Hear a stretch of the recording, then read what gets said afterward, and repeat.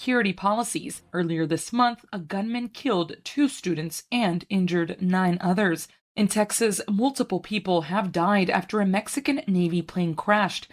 AP correspondent Mike Hempen has more. Officials say at least 5 people are dead following the crash of a small Mexican Navy plane near Galveston. The Monday afternoon crash has set off a search in the waters off the Texas coast.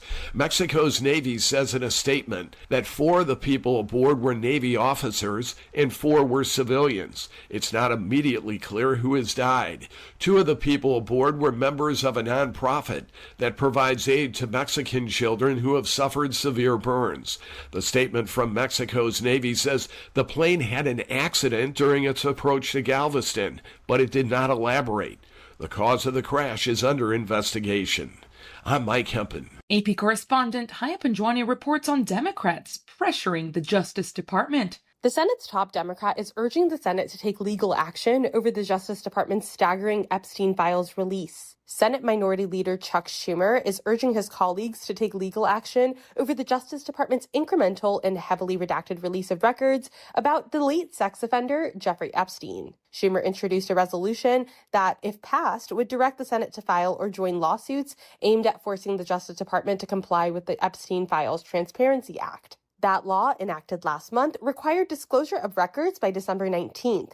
In lieu of Republican support, Schumer's resolution will face an uphill battle for passage, but it allows Democrats to continue a pressure campaign for disclosure.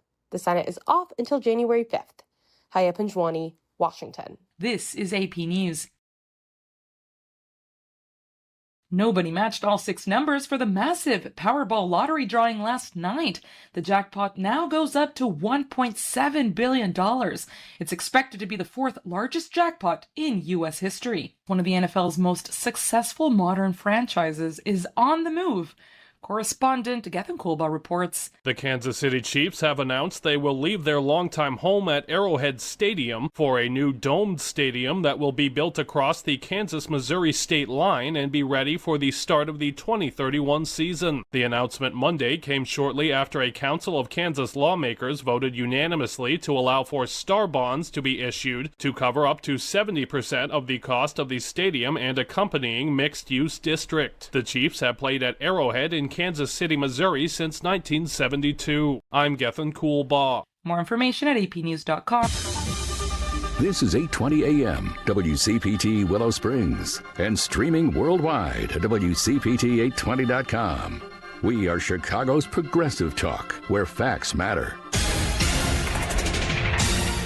Now your WCPT 820 weather update. From the Weatherology Weather Center, I'm meteorologist Jennifer Wojcicki. Partial sunshine develops here for today. We'll see high around 50 degrees. Northwest winds at 5 to 15 miles per hour. Tonight, partly cloudy skies develop below near 32. By Wednesday, a chance for some rain showers here late. Cloudy skies, high 42 degrees. Then Christmas Day, Thursday, cloudy with a high around 42. Friday, slight chance for rain early, cloudy, high of 49. That's your latest Chicago weather update. Currently, it's 39. I know that hiring can be challenging. You need someone to match your role perfectly. Well, now you can meet them fast on ZipRecruiter. Build your team, build it sooner. Meet your match on ZipRecruiter. Just head to ZipRecruiter.com/free right now to try it for free. That's ZipRecruiter.com/free. Meet your match on ZipRecruiter. Try it free. Alexa, play WCPT. WCPT from TuneIn. Welcome to Choose Views with Richard Chew. Get ready to dive into a world of insightful conversations and thought-provoking discussions. As progressives, our job is to have an all-inclusive, full-on assault with all of our players. A show that focuses on moving our political, social, economic, gender, and cultural conversation forward. And all of our players means all of our players. It's Choose Views. And now, here's your host, Richard Chew. Good Tuesday morning, progressives. Chins up and shoulders back. It is time to fight. Welcome to the December 23rd, 2025 edition of Choose Views, 773-763-9278. Find my show on Facebook Live, TuneIn Radio, and YouTube. Of course, email me, and Richard at WCPT820.com. That's where you can send me all those emails. Hey, Chew, do this, do that. Don't do this, don't do that. That kind of stuff. And others. Follow me on X, Instagram, LinkedIn, Facebook, Blue Sky, Threads, and Substack, as well as Spoutable. And you can catch all of our shows by subscribing to our WCPT podcast on Apple Podcasts, Spotify, and iHeartRadio. There you can get Choose Views, featured interviews, Joan Esposito, live, local, and progressive, Driving It Home with Patti Vasquez. And Patti will be with us this morning. It's the Democracy Stupid with Edwin Eisendrath, and of course, Out Chicago and our other shows and interviews. Make your way over to heartlandsignal.com so you can check out all of our good stuff there. As we try to say every day, you're doing yourself a disservice if you don't hang out there a little bit. Posting articles that we have right now.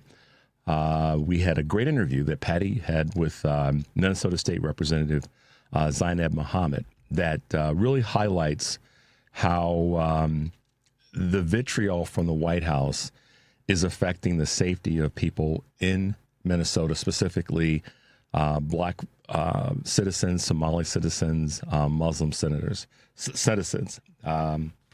So make your way there to check out some of the articles and posts. There's a really great one there as well that we at Heartland Signal with Representative Jonathan Jackson, as he really, really slams Mike Johnson, Speaker, for basically, as he called him, a rubber stamp for Donald Trump's lawlessness.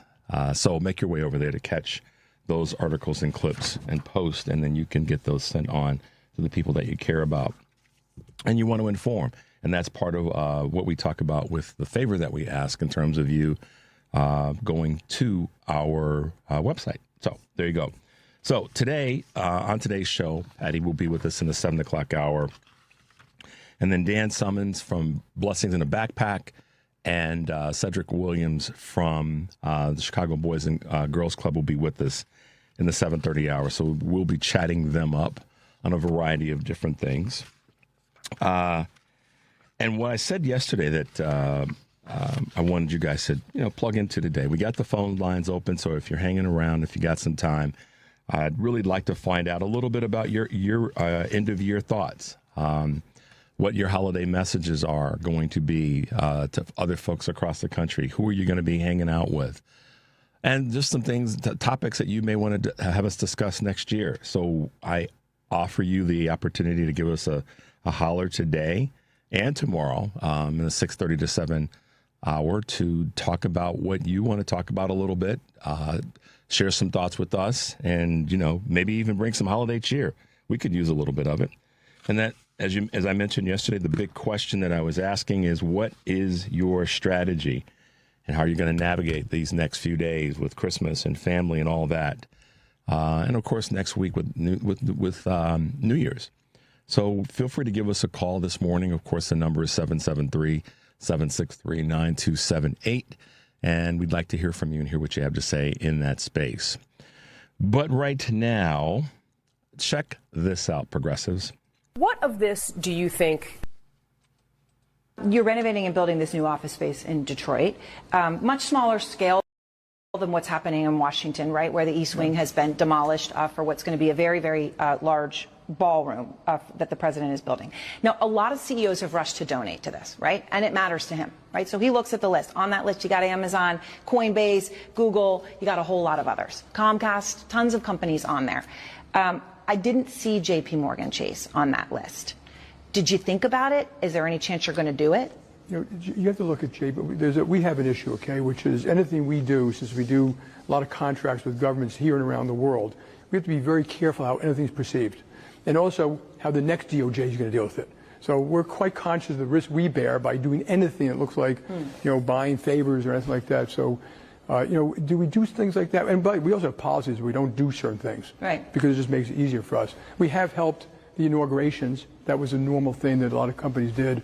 Right. So we'll see. But the concern of buying favors. Okay, so buying favors. Nora O'Donnell was talking to Jamie Dimon.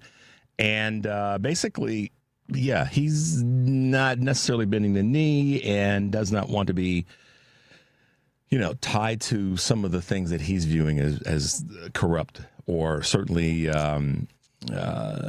favor, quid pro quo. Say that one time. And, people have had different thoughts and observations about some of the big corporate leaders, Jamie Dimon, one of them, that have, supported various candidates along the way. And he, like other CEOs, have, had their hand in the cookie jar, if you will. But the words that come out, that came out of that for me are, he doesn't want it to be a situation where J.P. Morgan is called into question for their alliance with the Trumps. So we'll see. I just found it as an interesting part of a conversation that he had, talking about not wanting to be too much aligned with this corrupt administration, and so we'll see how that plays out. But there you go. Just something that I think that the more people that get, how do I want to put this? And I'm dancing around my words this morning, so I apologize for that. The more people realize that aligning yourself with this garbage is only going to mean you're going to receive garbage, is the more people that say, you know what, I can't do this. What do they really lose? I mean, Devin, what do you really lose? Jamie Dimon is worth a whole bunch of money. And they're not going to come. If Jamie Dimon lost his position at J.P. Morgan, he's going to have a great package in terms of when he leaves. He's never going to want for really much of anything financially. I mean, other than the power to be able to, go buy up another bank or some merger acquisition to buy up another bank and other financial whatevers. And his influence in the industry, it's not going to necessarily go away. I mean, he won't be the CEO of J.P. Morgan Chase, but who's going to actually push that envelope? The shareholders and the ultra C-suite would be the ones to, make that determination. So Jamie Dimon could basically tell Donald Trump to go jump in the lake, because the regulatory things that would come against the bank, that has to go through some layers. There's no executive order that Trump's going to be able to levy to say we're going after J.P. Morgan Chase, because he'd have to go after the entire banking industry. So the reason I'm saying it this way is I want to see more. And I know some of you might think, Richard, they're all lining their pockets. I get that. But it's nice every now and again to see a CEO say, no, we're not going to do that. We're not going to, we'll play along, but that's a bridge too far. So, that's me. That's my observation. You might think I'm crazy. I'm definitely awake. I've had a couple sips of coffee, so I'm not unawake in terms of this conversation, but it's just nice to see, and maybe nice is not the right word. It's time that we see more CEOs speak that way and be willing to say, yeah, there's some things I'm going to do, but that's not one of them, and not be afraid of what the administration is going to try to do to them. So there you go. Let's take a quick break, Devin. The number, of course, is 773-763-9278. You are listening to Choose Views on WCPT, AM 820 in Chicago, and WARR 1520 AM and 103.5 FM from Warren County, North Carolina. I'm Richard Chu. We'll be right back. This is a WCPT Veteran Minute. In the midst of World War II, the 200 and 515th Coast Artillery Companies from New Mexico stood resolute against overwhelming odds. Composed largely of Hispanic soldiers, these brave men were stationed in the Philippines, where they faced the brutal onslaught of Japanese forces.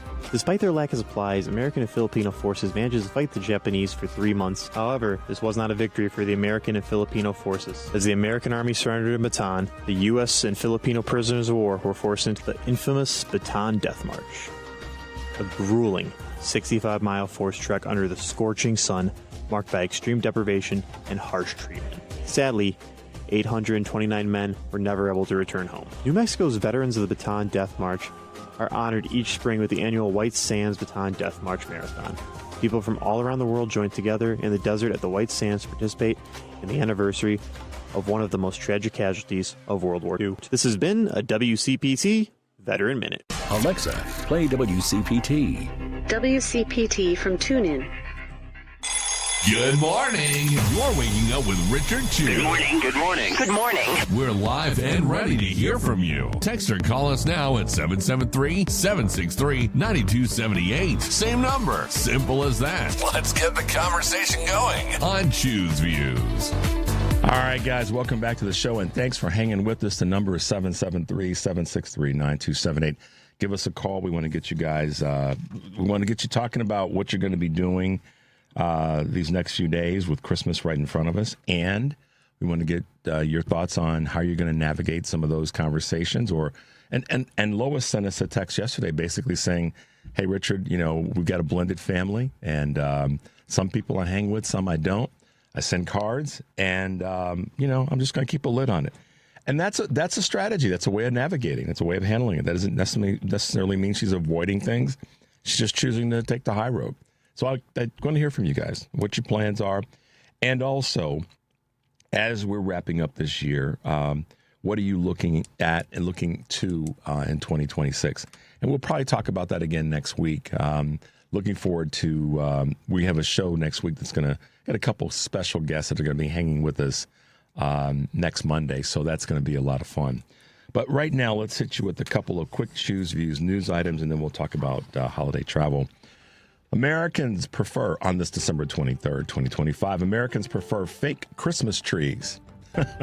But tariffs are upping the cost as economists untangle the relationship between tariffs, consumer sentiment, and supply chains. This holiday season, the artificial Christmas tree serves as both example and metaphor. 80% of Americans who erect a tree opt for a fake variety, according to the Associated Press reports. But costs are up 10 to 15% because most are made in Asia and subject to tariffs. Producing them is labor intensive, especially since Americans prefer pre-strung lights. One company discovered the cost of an $800 tree would balloon to $3,000 if made in the United States of America. That's insane. Just go get a real tree then. Golly, you could get 20 real trees for that amount of money. All right. Can the resilient U.S. economy pick up momentum in 2026? The U.S. economy has taken hits in 2025. Tariff-related volatility, persistent inflation, rising unemployment, slower wage growth, and has managed to actually somewhat endure.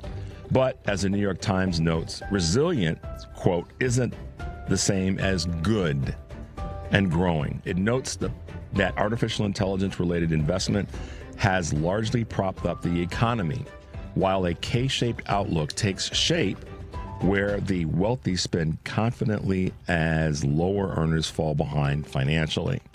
Most analysts are optimistic about a smoother, less uncertain 2026, but the New York Times notes it's contingent on AI continuing to boom, not bust. Instacart is scrapping its controversial AI pricing tool. We talked about this a few months ago. Instacart is ending artificial intelligence-driven pricing tests that allowed some retailers to charge different prices for identical items in the same store, according to the company. The technology, called Eversight, drew scrutiny from regulators and consumer advocates, particularly after Consumer Reports found it resulted in roughly a 7% price variation for the same basket of goods, translating to over $1,100 in additional annual cost. Instacart bought Eversight for $59 million in 2022, saying it would help retailers boost sales and consumers find some good deals. And last but not least, for those of you who are movie buffs, the third Avatar film's domestic debut was a disappointment. Disney's latest installment of the Avatar franchise, Avatar: Fire and Ash, topped box office charts in its opening weekend, earning an estimated $345 million internationally. Much like Disney's recent blockbuster Zootopia, its global debut was boosted by Chinese moviegoers. Despite its strong international results, the James Cameron-directed film had a slower domestic showing and grossed 34% less than its predecessors, Avatar: The Way of Water, I should say. So there you go. A couple of quick Choose Views news items on this December 23rd, 2023. December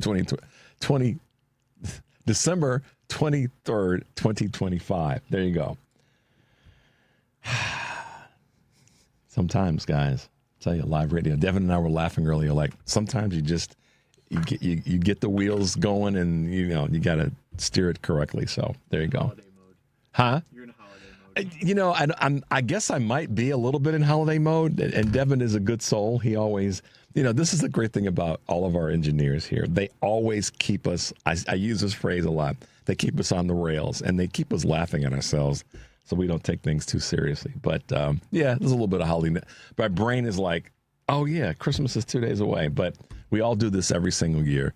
And one of the things that we do every single year when it comes to the holidays, particularly Thanksgiving, Christmas, and New Year's, and then, of course, the spring and summer holidays, is we travel. So the thing I wanted to say, please be careful. Today's the day. If you're traveling by car, please, please, please don't just hop on the road tomorrow at the end of the day. Don't do that. Take some time today if you can. I know it's late, but, just make sure your car is running well, even if you've got a newer car. Just, walk around. Because you know what happens, Devin? We get in the car and we get in the car and we drive. A lot of times we don't go to the other side of the car. I mean, think about it. I know that's a nerdy, nuanced thing. We don't go walk around to the other side of the car. How many times when you leave here do you go to the other side of your car and just look and see and make sure that everything's okay? Rarely. You hop in the driver's seat and you leave, right? Often throw my stuff in the passenger seat. Yeah. So guys and gals, listen, please, please, please, before you hit the road if you're driving, just walk around to the other side of the car. Make sure that your tires got gear, before you get on the road, take a moment, make sure your car's right. If you're traveling by air, please make sure you've got the correct ID. They're going to be seriously holding folks up if you're flying by air, today or tomorrow. Check your ID, whether you're using a passport, if you don't have a real ID, whatever. Make sure you got that right. Make sure you got your phone plug chargers and all those little things that make traveling at any time, but particularly during the holidays, easier. Make sure you got that. Take some extra pairs of undies with you. Right, Devin's nodding his head. You guys laugh, but I'm telling the truth. Take that extra pair of undies. Check your toiletries and make sure you got all that stuff squared away so you can go and enjoy the couple days of the holiday. And if you're carrying gifts, make sure those things are battened down. I mean, and if you're getting on a plane or a train or a bus, make sure your stuff is sealed up so it's not bouncing all over the place. You put it up in the overhead, and then next thing you know, something goes flying. Little things like that make your life easier during. I could write a book on sensible travel, practical travel tools from the Schuster. But anyhow, I'm just saying, guys, make sure you are prepared for this holiday weekend, because it's Christmas is on a Thursday, which means many people have already taken the day off or taken part of the week off. But that being said, I just want everybody to travel safely, have a good time, leave a little bit earlier, make sure that you've got all the stuff you need. Take a moment, get off your phone for a second, and Devin's nodding his head again. Put your phone down and look at your luggage, look at all your stuff. Even if you're going just to visit your parents and they live across town, just take a moment and look and make sure you got everything you need, so you're not halfway down the road and go, yeah. Right, Dev? We've all been there. Just take that moment, put the phone down, look around the house, make sure you got everything you need. If you're going to be gone for a few days, take a moment, walk around the house, make sure you didn't leave, water running, or you've left the light on, or certainly, God forbid, you left the stove on. And if you're going to be going to a different climate and you don't need the heat on as high, turn the heat down a little bit. All these little tiny things. It comes from a guy that's lived a life like so many of us have. Just make sure you take that moment. Check your doors. If you've opened a window, just make sure you go and close it, so that when you come back, if we have a weather change in this area or anywhere you live in the country, that you don't come back to some crazy surprise. So I always do this, guys, because I do it because I say this on the show because I care. I want you guys to go and enjoy yourselves, and then come back and be able to start, your next week without anything that just kind of, makes your life a little bit crazy, because we already are all dealing with craziness right now. And we don't need that to make your life any crazier. Let me see. Somebody just sent me something. Hold on. Here you go. Additionally, if you're renting a car, walk around and videotape the entire car for any scratches, dents, etc. And do the same thing when you return the vehicle. Check the stingy spare. That comes from Cassandra in Oak Park. See, y'all are smarter than I am. I didn't even think about that, but she's absolutely right. Walk around the rental car. Just make sure that extra little bit of care saves you some drama, and it allows you to go and enjoy yourself when you're traveling and when you're doing whatever you're going to be doing this holiday season. So just be mindful of that, guys. That's kind of one of the things I want to say. And, give us a call if you get a chance this morning just to tell us kind of what you're going to do and how you're going to navigate these next few days and hanging with family. Thank you, Raina and Pilson, for your wonderful comments. Appreciate that. Thanks, Rich, as well. Yeah, I know we don't always agree on everything that we put out here, but in the end, yeah, we are both on the same team. So let's fight hard for the team that we're on. And Merry Christmas to you as well. I think that's Rich down in Florida. You be safe. I know you're out there helping people and doing good things. Same thing with you, Raina, and same thing with Cassandra. You guys be uber safe these next few days, whatever you're doing, whoever you're hanging with. But again, do not be afraid to have the conversation. If that's your deal with people, do not be afraid to have the conversation about what's going on, because it is real. It is serious. We have to be willing to fight. We have to be willing to stand up for what we believe in. And listen, we all don't agree. I don't want to agree with everybody or anybody on everything all the time, because that doesn't stretch us. And you guys, I'm an open book and a pretty easy, and I say this in a positive way, I'm a pretty easy person to come after, because I put myself out here trying to be a voice of somewhat of reason and to be helpful. But we all have our way of doing this, and our way of putting out what we put out to be helpful and to be a voice for people who may not have a voice. And that's ultimately what I think what should matter, is that we are doing this to help other people who may not have the voice that we have. And I don't mean me necessarily or singularly. I mean all of us. We speak for the things that are going to be better for somebody that may be in a situation. And I'm not getting into any of the passages of any scripture, but to the least among us, those who have less. And I don't mean monetary less or asset less or anything like that. I mean just their spirit is less. They've been so separated from goodness in this world that their spirit is less. So some of the times we have to fight. The reason that I say we fight and we keep fighting is because we're fighting for somebody who may not have that same energy that we have, that same access to the people that help support us and prop us up. And it may not necessarily be family. They don't have the network of friends and people around them, et cetera. So that's why I say be willing to have the conversation. Be willing to, touch the third rail if you feel like somebody says something or does something during this time, this holiday season, that's just not right. That's offensive. And, Rich, again, I go back to what he said. We don't always agree on everything, but I think at the end of the day, we all know that we have to do whatever it takes to win. And it might create some stresses. In fact, it should. But that makes us all, I think, a little bit better. So be willing to have those conversations. Be willing to push the envelope.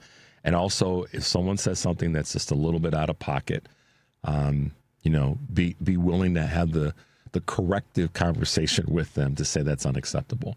And sometimes that's just the words that I use. I just say that's unacceptable. And I don't have to necessarily go down any long path with the person when they say something that I find offensive. But I will say that's unacceptable. And the other tool that I'll throw out at you guys, which I've said before, is be willing to ask questions. So, for example, someone says something, ask them, where'd you find that? How do you know that? Where'd that come from? What's your source?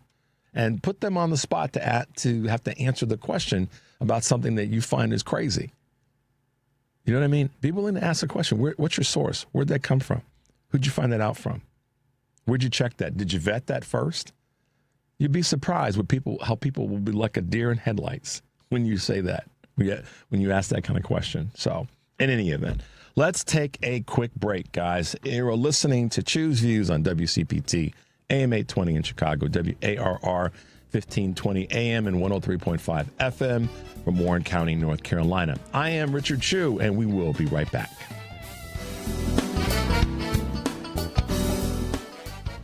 I'm Ed Evans, CEO of Consumer Cellular. No, we're not one of the big guys. Truth is, we don't want to be. If you're over 50, Big Wireless probably has you paying for more data than you might need. You could be throwing away thousands over a lifetime. Our entry-level data plans start at just $20 a month. And for a limited time, switch and get your second month free. Call 1-888-FREEDOM, visit consumercellular.com or a store near you and get your second month free today.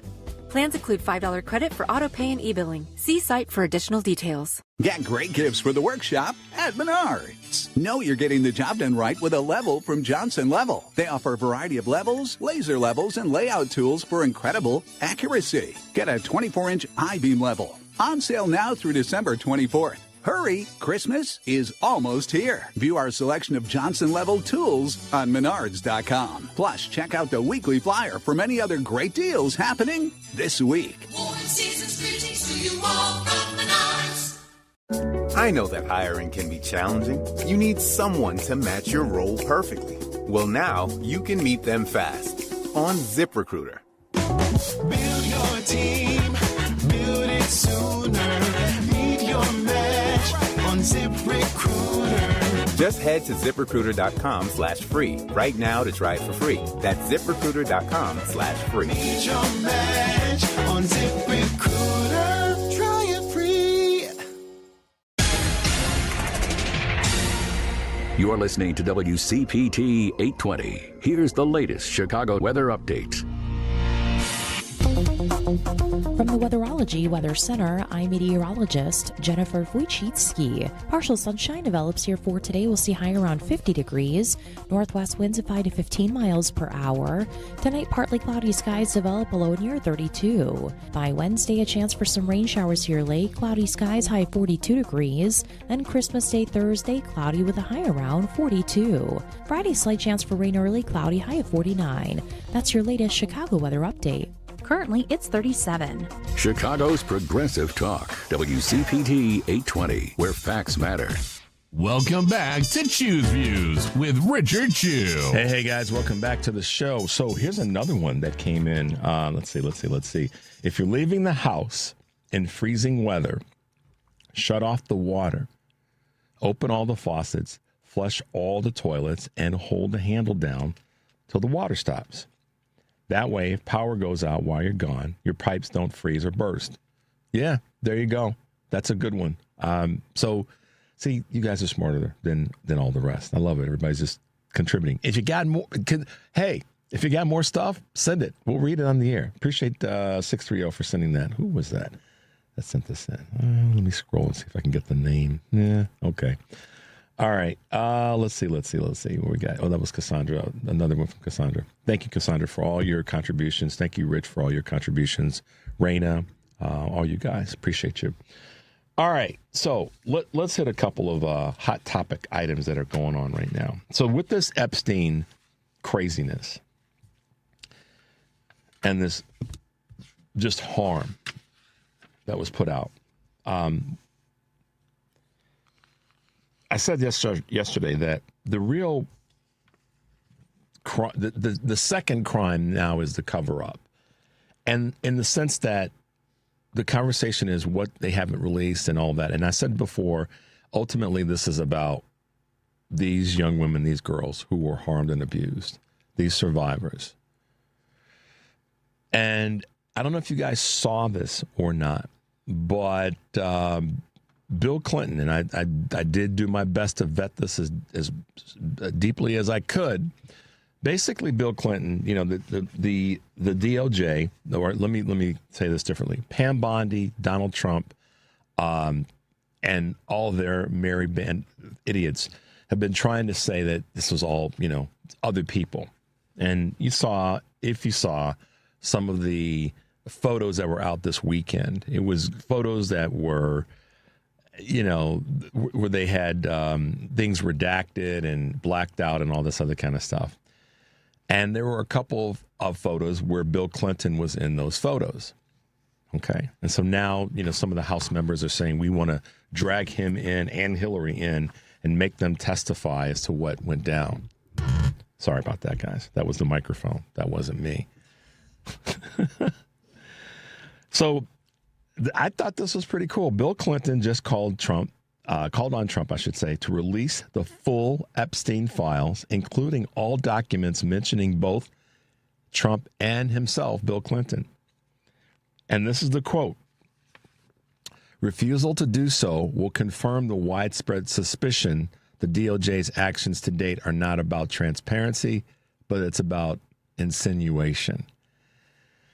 So the smarter dude in the room, i.e. Bill Clinton, decided to, I'm not going to say get out in front of this. He decided to call the bluff. Maybe that's a better way of putting it. It's like, you know what? If you're going to try to pretend like I'm the one that's the bad person here or what, however they're mashing this up, then release everything. Why are you putting out the redacted stuff? Release it all. And I think that's a kind of a baller move by Bill Clinton, which says I would take the position. I'll say maybe this says that he does know that there's really nothing more than him hanging out with some people, but no real offenses. We don't know, but he's basically calling Trump's bluff and the deal and Pam Bondi's bluff, as I see it. I call me crazy. They say, listen, release everything, do it all at once, so we can see. They won't do it because they know that what that means is there's a lot more to it than we've heard, and that meets the eye. So there you go. Just my little observation. I asked a question yesterday. I've asked it in the last couple of weeks. If there's how much truth is it to this conversation that Republicans are they're walking away from Trump, and they're not walking away by standing up to him and saying, "Hey, dude, you're wrong." They're not doing it that way, Devin. The way they're doing it is, and maybe it's just going to be a drip, drip, drip, rather than all at once. We don't know, but the reason I'm saying all this, or the reason I'm bringing this to attention, is that there is yet another Republican, and this is flying under the radar, which is what I think they're trying to do, because they know that the House will collapse if they all just start. I don't mean the House of Representatives, but the House of Trump will collapse. But this is one that just came out yesterday. Breaking news alert that I found. Senator Cynthia Lummis, the Republican senator, one of the Republican senators from Wyoming, will retire after a single term in the Senate. She said last Friday, marking a significant departure of a crypto ally for the White House, leaving Congress. Her quote is, deciding not to run for re-election does represent a change of heart for me. But in the difficult, exhausting session weeks this fall, I've come to accept that I do not have 6 more years in me. You should see the wry smile on Devin's face. I'm a devout legislator, but I feel like a sprinter in a marathon. The energy required doesn't match up. Interesting. So, quote-unquote staunch conservative, elected in 2008. Trump's endorsement was already put out for her reelection bid, but she's saying, "Nah, I'm not going to do it again." So there's 2 thoughts there. One of them is did she get caught with something? Is something going on that we don't know about yet? Not sure, but I was looking for this article because I heard about it over the weekend. I found it yesterday. The other thing that could be going on is, she says that she doesn't have the energy to do this for another 6 years.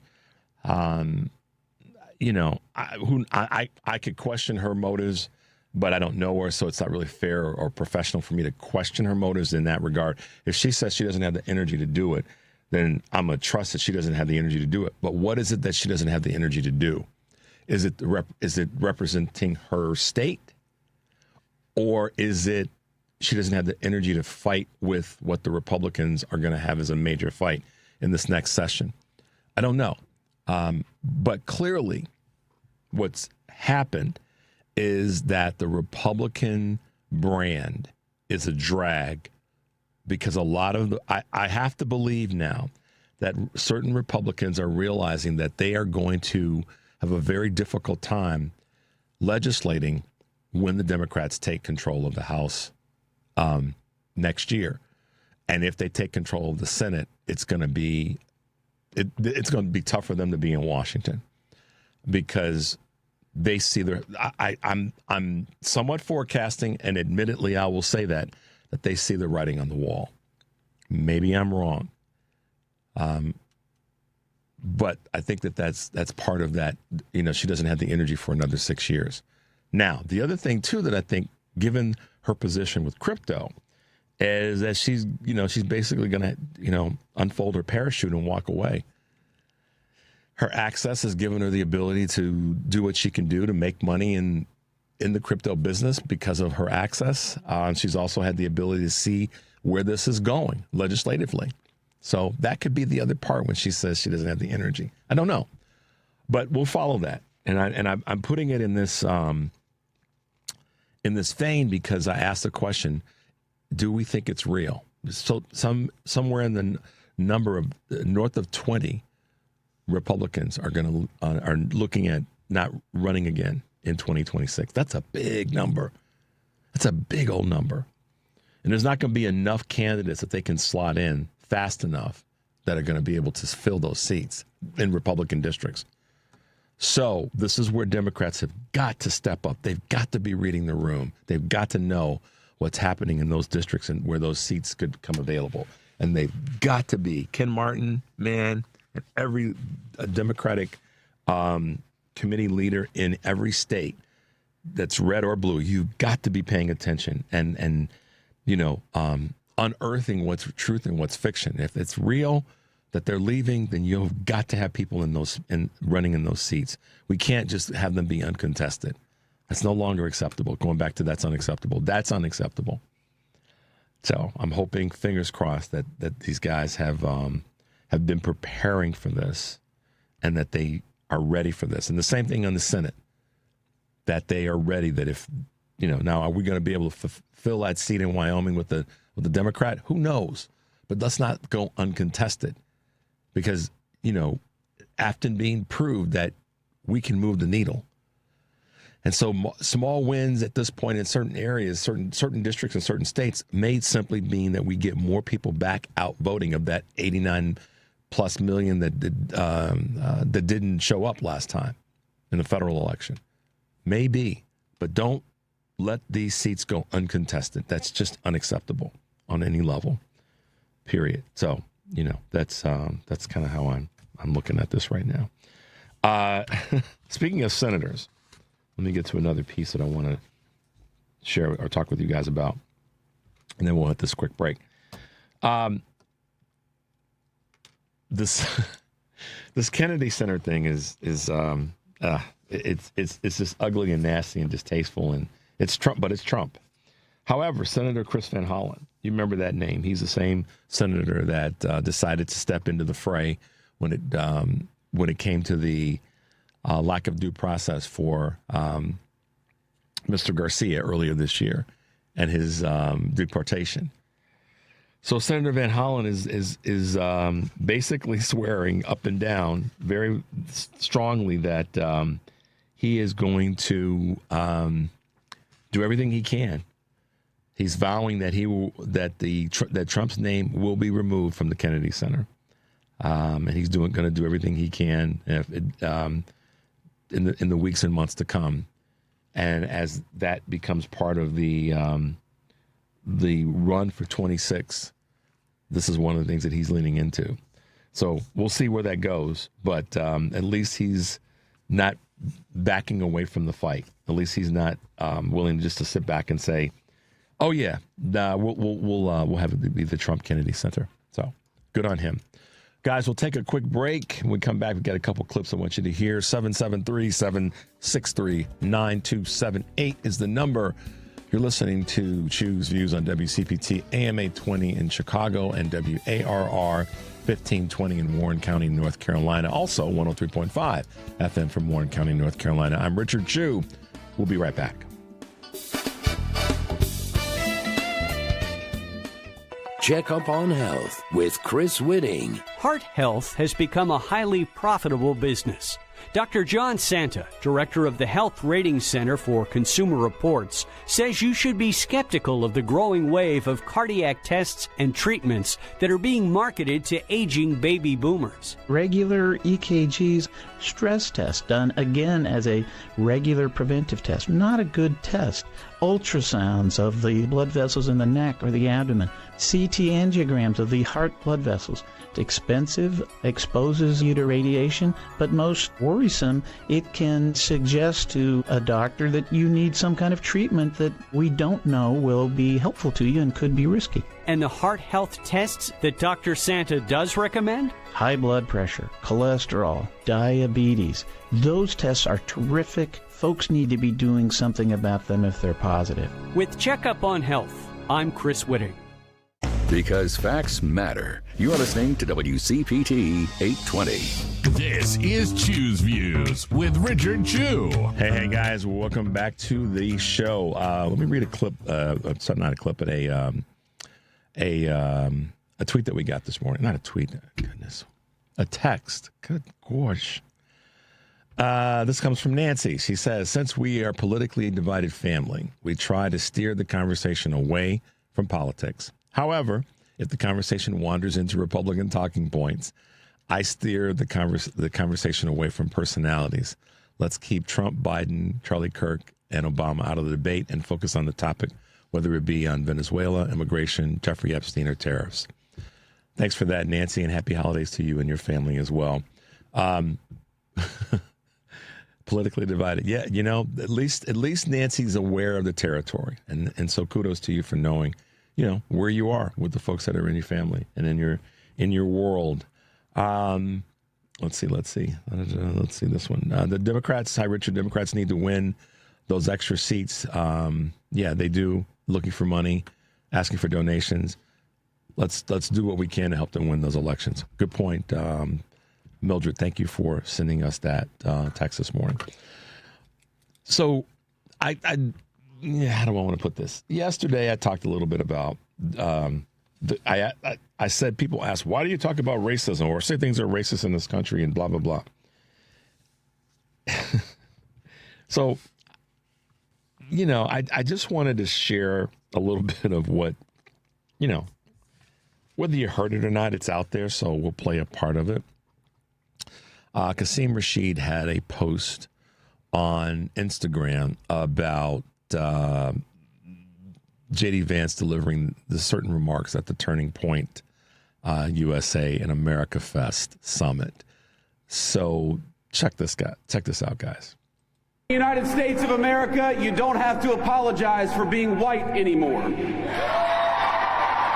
You know, historically, white men are 98% of presidents, 98% of U.S. senators, 94% of the U.S. Supreme Court, 90% of the House of Representatives, 90% of CEOs, and 30% of the population. Imagine the fragility of using genocide and enslavement to control 100% of the U.S. population for 200 years, and now claiming victimhood because you only control 95% of the U.S. population. You don't actually have to imagine it because that fragility is the MAGA movement right now. And JD, what are you talking about? This is your wife. These are your in-laws. Are they forcing you to apologize for being white? Like, are you externalizing some internal family drama? Help us understand what anyone has ever asked you to apologize for being white. This is straight out of a white supremacist neo-Nazi playbook. The man who once said that he despises Trump and called him America's Hitler because he makes people he cares about afraid is now textbook white supremacist, textbook neo-Nazi. No one's asking you to apologize for being white, J.D. Vance. We're asking you to acknowledge the reality of systemic racism in this country and the fact that you have bent the knee to a man you yourself called America's Hitler. He did. It's a quote. It's real. He said that. So maybe he said that as a call out to people to say, listen, we want to get behind America's Hitler, because certainly, 78 million people chose to do that, and it was all right there for you to see. So let's kind of peel this apart a little bit. No one is asking anybody to apologize for being white. First of all, let's look at the source. It's J.D. Vance. Let's first look at the source. A person who is clearly not capable of reading the room when he's not in the room that he's comfortable in. He says something always that's completely out of alignment with where he is. Maybe that's his brand. It seems like it is.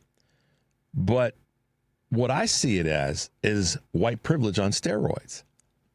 That to even think that people are asking anybody in America that happens to be white to apologize for being white. No. People are asking and have been for decades, if not centuries, to take your foot off the necks of people that are not white. And just because you are white, you're privileged to put your foot on people's necks, literally, to hang people, to shoot people, to throw people off ships into the water, to be behind genocide in different parts of the world. That's what we're asking, is that you stop doing that. So if that's asking you to stop being white because being white is associated with those ills and those harms and those tragedies, then yeah, I guess we are asking you to stop being or to apologize for your behavior as someone that's implementing that behavior as a white person. Yeah, we are. I'll get behind that. And I'll stand up against anybody that says that privilege of being able to do that should not be called out. It should be called out every single day. And if he's got a problem with people calling out the white privilege that exists in this country and how it's utilized to harm people, yeah, we're asking you to apologize for that without a doubt.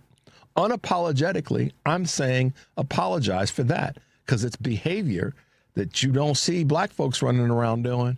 You don't see Hispanic brothers and sisters. You don't see our Asian. You don't see the Somalians up in Minnesota doing it. You sure as hell didn't see the people who you got behind were eating the dogs and cats doing it. So, yeah, I mean, we kind of are asking you to apologize for doing things that are being done and have been done for centuries and decades by white people. Yeah, so I guess we kind of are saying apologize for the behavior, but not your culture. No, never asked you to do that any more than I'd want you to put that in my lap. It is the essence of white privilege on steroids to put it out there from the vice president of the United States of America. That's the part that you got to weed through and get to and say, wow. So this is where I think, and this may come up in your conversations, by the way. Who knows? May come up. So be prepared. If it does come up, then ask the questions. Ask some good questions like what is he actually saying? Why is he saying that? Where is that coming from? And get that person in your family if you don't redirect the conversation away from personalities. I like the way that Nancy put that.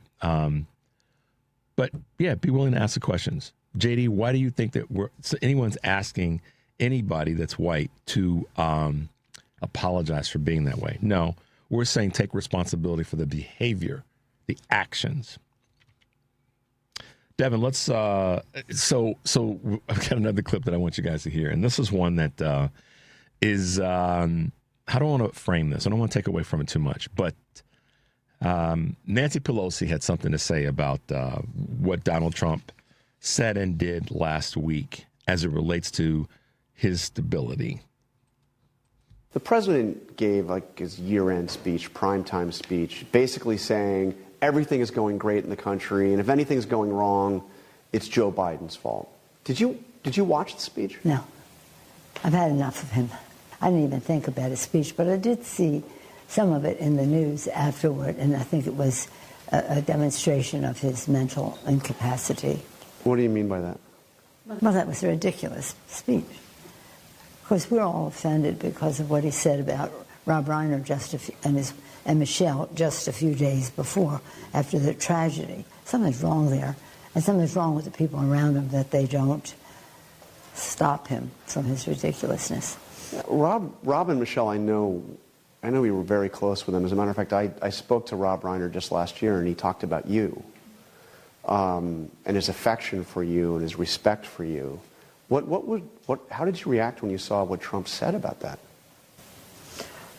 Well, of course, it's an emotional reaction, just the news of it all. My friend Cindy Horn, she called, she said, she was hysterical. Are you sitting down? Are you sitting down? I said, I'm sitting down. And I didn't know what to expect, And then she went and said what happened, and we're all devastated. We all loved him so much, and Michelle. They were really a team, a partnership. So when the president made that statement, it didn't sound sane. It was so, I think it went below the rate of humanity. It was just monstrous. That's what I thought. So, yeah, obviously that's Nancy Pelosi. A lot of people have had issues with her since last year, and I've gotten some text already about that. It didn't take long. But the point of her, the point that she's making here is that, yeah, we're tired of it. And we have to say it. We have to be willing to talk about it. And, I at least I believe she was one of the people that, was not very cool with how President Biden's performance was after the debate, which we all know about now, as were others. Frankly, Rob Reiner was one of those people that nobody's talked about. That's the one thing that you haven't heard. That doesn't mean he should die the way in which he did. I don't want to get too deep into that and send the wrong message. But the point is, let me stay on point here. His cognitive decline, Donald Trump's cognitive decline, is not being discussed by enough people in a collective manner. Here's what I mean by this. I'm frankly kind of tired of seeing, one-offs of Democrats going on, doing interviews and talking about it. That to me is like, okay, great.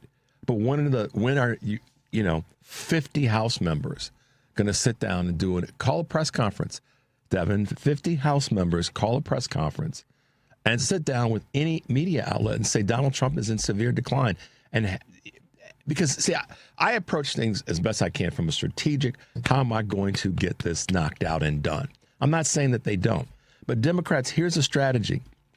Get 50 Democrats together. If you really want to have a message about Donald Trump's decline, y'all all sit down in one of your big A conference rooms at the House, call in 4 or 5 media outlets and say, here is evidence.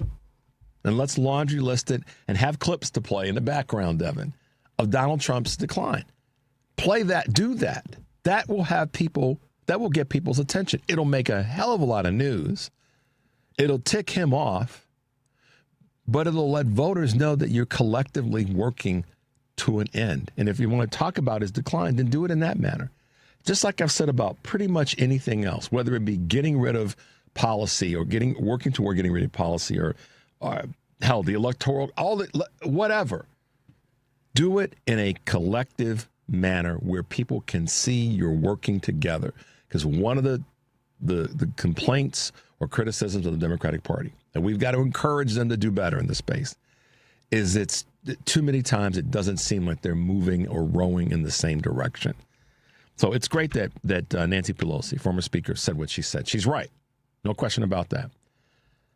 But she should have had 5 or 6 other people with her in that press conference and start demanding that if you're going to talk to us, if you're going to talk to me, you're going to talk to 5 others at the same time. Start showing that unity. And I think that Jeffries and Schumer need to make sure that that's the message. And Martin needs to get involved in this. And all the voices, those top voices, need to start to do that. So when I talk to politicos in the future, this is one of the things I'm going to commit to in 2026 for you guys.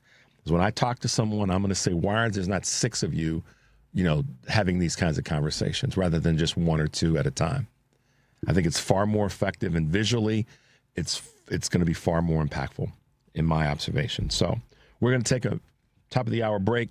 You're listening to Choose Views on WCPT, AM 820 in Chicago, and WARR 1520 AM and 103.5 FM from Warren County, North Carolina. I'm Richard Chu. We'll be right back.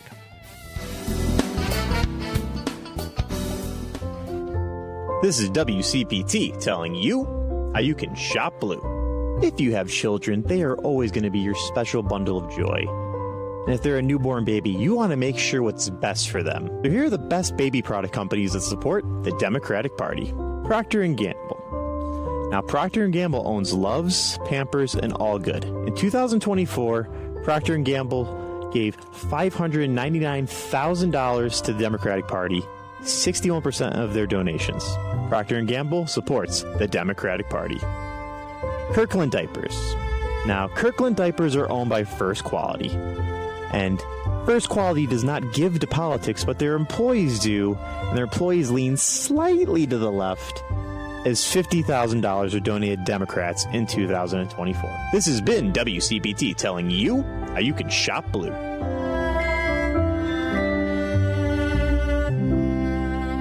Steel. Check off the wish list with instant savings and free battery offers on select Steel tools. Shop online or in store. Now that's a steal. AP News, I'm Marcela Sanchez. Brown University's president has placed campus police chief Rodney Chapman on leave.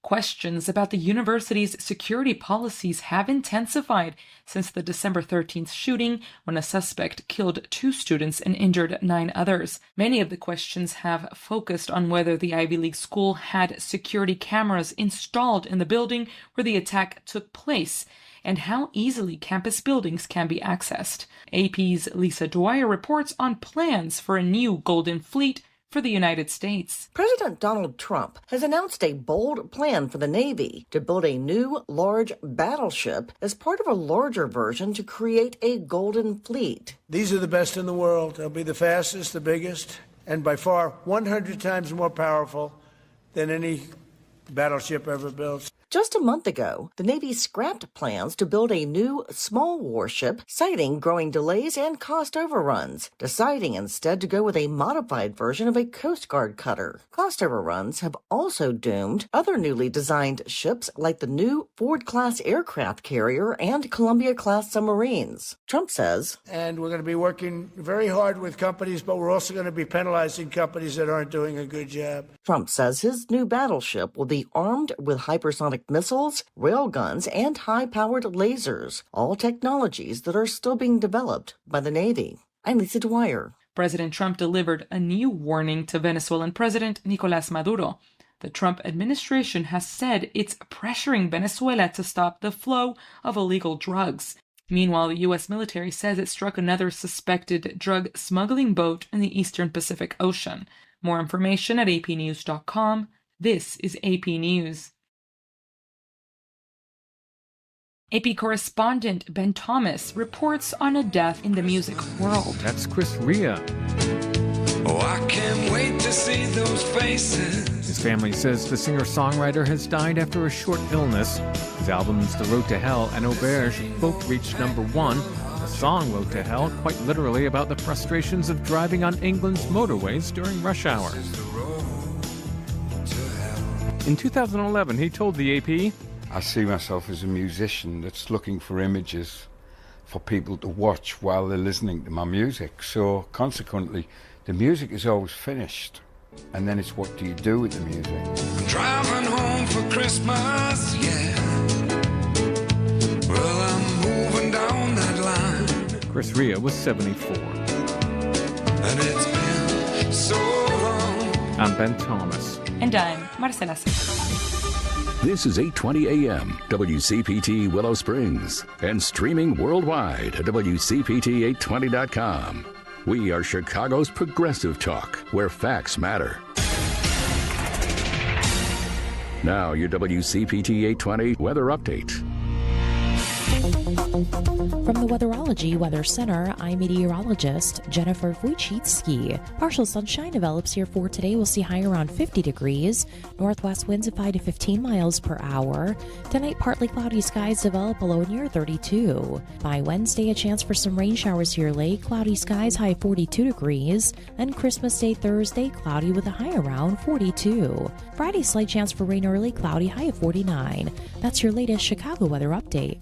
Currently, it's 37. At Straight Talk, we know the holidays are your time to say yes. So why put up with a wireless company that makes you say out of data? Or no service here? Switch to Straight Talk and say yes to real unlimited data on a reliable 5G network covered by Verizon. And with a free 5G phone when you activate select plans, someone else in your family can say yes! Available at straighttalk.com and Walmart. Based on RootMetrics State of 5G Report, United States 1H 2025. Experiences may vary. Not an endorsement of Verizon. For network management practices, visit straighttalk.com. Hey Google, play WCPT. Streaming Chicago's progressive talk from TuneIn. Welcome to Choose Views with Richard Chew.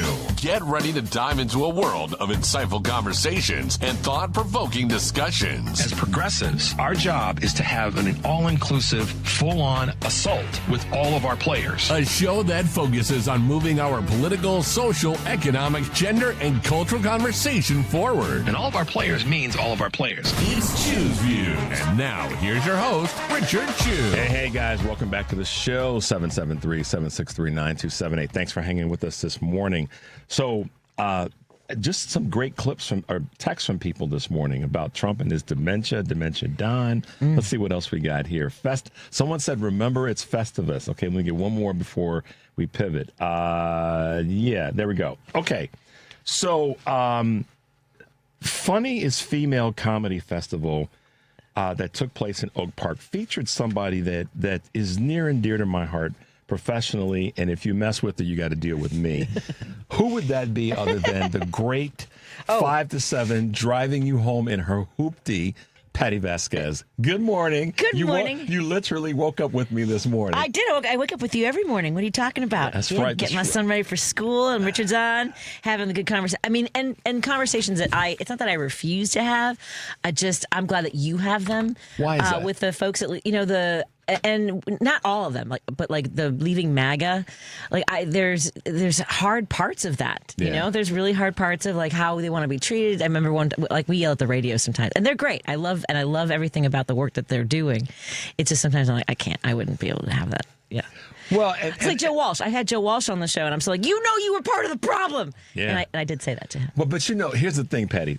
And by the way, guys, Dan Summins from Blessings in a Backpack will be with us at 7:30, along with Cedric Williams who's the director of individual giving from the Boys and Girls Club. So let us not forget that. But to Patty's point, I think our responsibility, and that's so much a challenge. Sometimes it's a challenge. But the responsibility is that when we do have those folks on, we have to let them know, listen, that wasn't cool. Yeah. And we're gonna still embrace you and bring you into the conversation in the moment. And if you're gonna bring some more people, great. Because that's one of the things that I do praise about Rich Loges from Leaving MAGA. Yeah. As it's not just leaving MAGA, it's about bringing people through. And giving them a place to be, given they were either seduced into that, whatever it was, however they got there. And I always ask when Rich is on and he has a guest on, someone that they rescued, if you will. And I've gotten criticism from it, and I'll take it. But I'd rather have that person who could be a conduit to bring more folks into the conversation. That's important to me. Joe Walsh, the first time I had him on.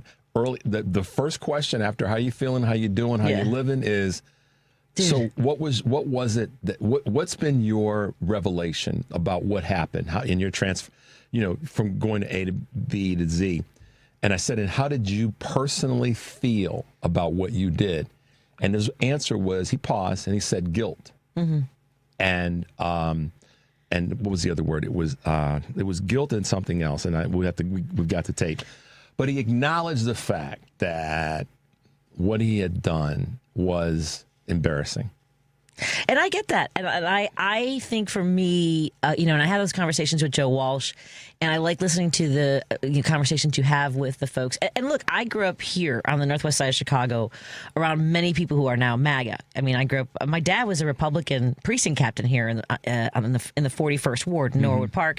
I was door knocking with him for Reagan, and so for me, I guess it's hard to, and another job that I had, another radio station, I never said with my I talked to everybody, and I talked to everybody here too. The thing is that now there's much more of an instinct think to sort of take the opportunity to spread lies if it's MAGA.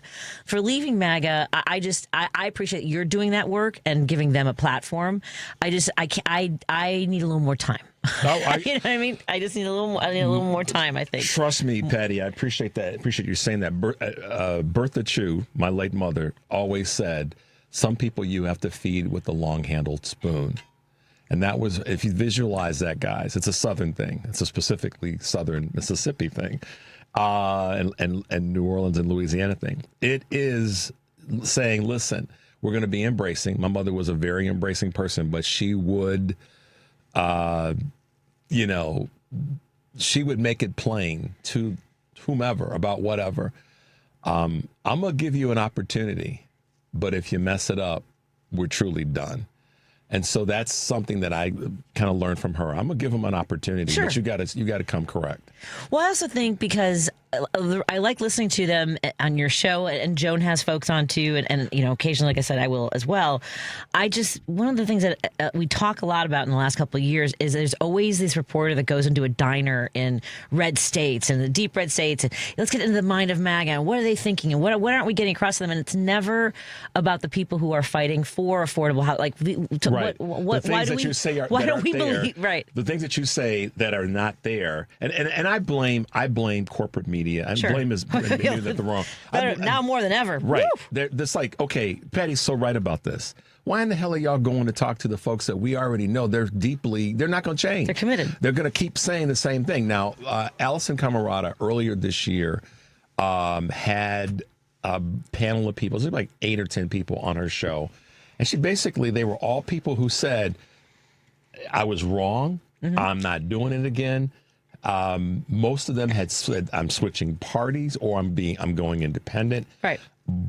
And one lady in particular, I remember she had some of her flyers there because she proudly had said, I'm so disappointed and so disheartened. I'm actually campaigning for, for Democrats. So that's the part of me that says, okay, if we don't have to put energy into rescuing them, but if they're showing up at the door saying, absolutely, I want to work.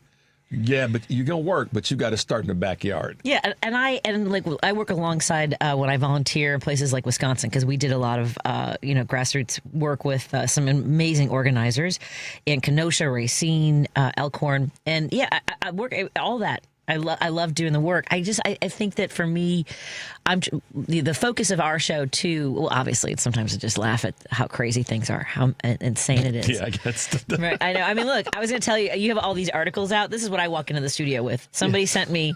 This is it's the emotional support dumpster fire. I'm fine. Everything is fine. It's my stuff. That's my stuffed animal dumpster fire right there with the little googly eyes. So thank you to the listener that sent that to me last year. As a matter of fact.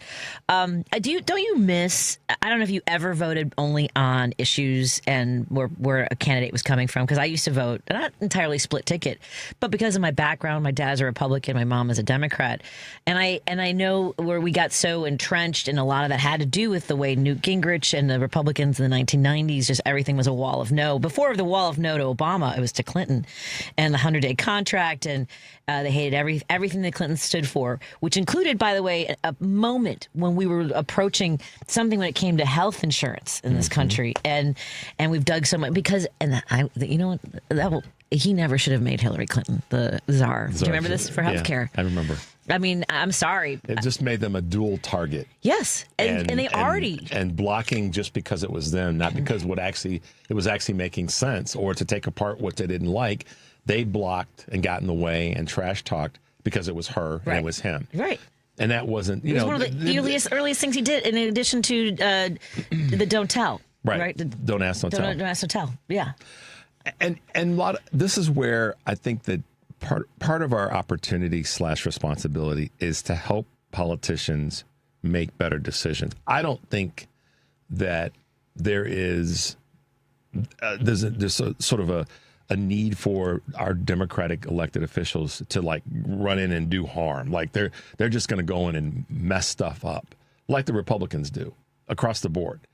But I do think that we have the responsibility to help them when they, that's not the best decision. Let's make a better decision.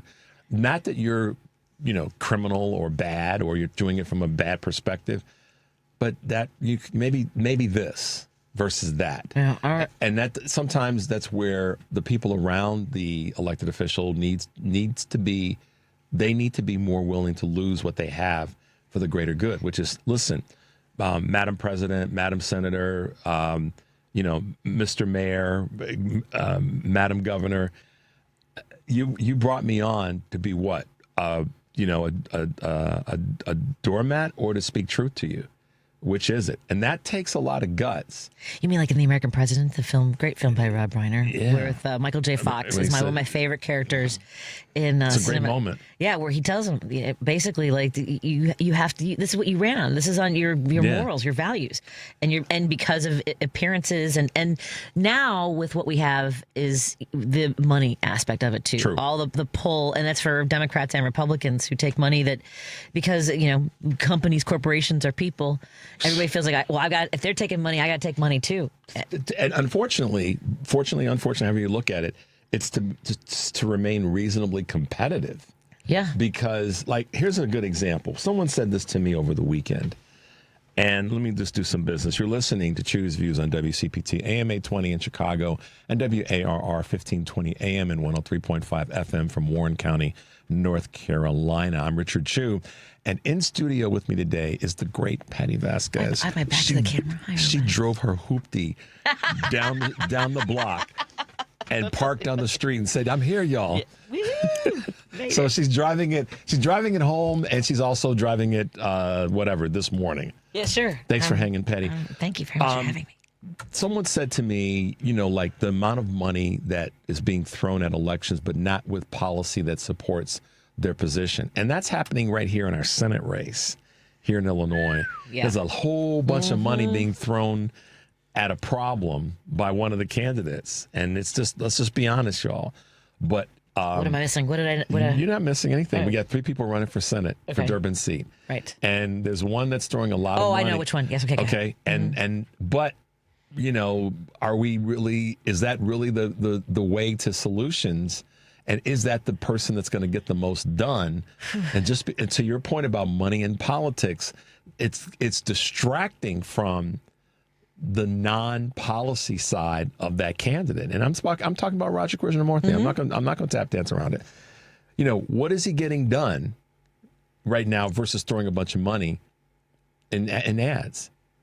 Yeah, it's hard. And we talk about this, what are the Democrats doing in Congress and in the Senate? Because a lot of what Democrats have done have gotten us here too. Like what did you prevent on the way to this moment? The policy that we had, and I get it. There were negotiations. We didn't have power. We didn't have the numbers. But I need people with with a sense of urgency. Yeah, I said earlier, Patti, and we're going to take a quick call after this. I said earlier that it was great that Nancy Pelosi did the interview talking about Donald Trump's cognitive decline. Yeah. And we get that. But what I want to see our party across the board do more of is this. I want Nancy, I want Hakeem, I want, this is whoever we list, to stop doing these one-offs, these individual interviews. Demand that the news outlet, if you want to talk to me about Trump's decline, let me bring 10 other Democrats from the House so we can all talk about it. If we want to talk about his issue with tariffs, or we could list any of those items. Let's stop showing up as one. Yes, I agree. Show up as 10. Show up as 50. Solidarity, man. Bingo, because I think that's the part. When we hear people say that the Democratic Party is not getting things done, or they're not fighting, or then all these things that they're not doing, that could be easily, not remedied, but certainly from an optics standpoint, affected by just having 25 people show up and do it with intent. Right. Okay, we're going to call for a press conference every week. I've been saying this all year. Yes. Every week we're going to call a press conference about something that Donald Trump is doing terrible at, and it's not going to be on the steps of the Capitol because that's too noisy and it's too distracting. We're going to be sitting in a big conference room and we're going to have examples. We're going to do a what was the guy's name? The Texas billionaire that ran for president. Ross Perot. Ross Perot. We're going to have charts. Yeah. You know, we're going to do like the Porter, Katie Porter. Yeah. We're going to have charts. Let's approach this differently so that then people who see it will go, oh, that's a different approach. Something to get it out there. Yeah. I agree with you. A shadow cabinet, I think we've talked about too. Like for every single thing. Yep. I mean, at the beginning, we were like every day, every time something stupid happens, have a press conference, get out there in front of the cameras. Yeah, know what's coming. Tell us what's happening. There's going to be craziness. We know we've got a laundry list of craziness that's already happened. We know there's going to be some things that they're going to repeat. Yep. So be prepared. Let's grab a quick call from Steve from the Gold Coast. Hey. Good morning, Steve. Welcome to Choose Views, and Patty's riding along with us. Good morning. Good morning, guys. Happy holidays, if I don't get to say it. You too. Happy holidays. Yes, and I couldn't agree with you more. I mean, look, because of the fact that we deregulated how money plays a role in our system, basically, polls drive funding, and funding drives polls. Mm-hmm. And yes. so when you have enough money that you can influence the polls this early on, then when you make those calls to donors, you say, hey, look, I'm way ahead of everybody else. Forget the fact that doesn't matter at this point, but then they have an incentive to say, well, all right, I'm going to put money on this horse because they have the best odds of winning. And it's a system that's self-perpetuating. I wish I had an answer to it, but until we get real campaign finance reform in this country, it's going to be the system that we have. And then beyond that, I think you're absolutely right with regard to where Democrats need to be. It's not enough to simply say, Donald Trump is a terrible president and MAGA is a ridiculous ideology. We have to give people a vision for what we want America to look like. It's not enough to simply say they're crazy. And by the way, that's also important, and I'm guilty of this as well, because calling people who believe in this and who voted for Donald Trump and other such candidates idiots and stupid isn't necessarily the best way to get them to change their minds. I mean, we need to engage with them. Right. We need to recognize they're still citizens. They're still our fellow countrymen. And some of them are capable of changing their minds. That's how we got Joe Biden in 2020. And look, make no mistake, there are people who will go to their graves thinking Donald Trump was the greatest president in American history. You can't reach some of that. But I think you can reach other people. You can reach independents. You can reach some Democrats who stayed at home last time.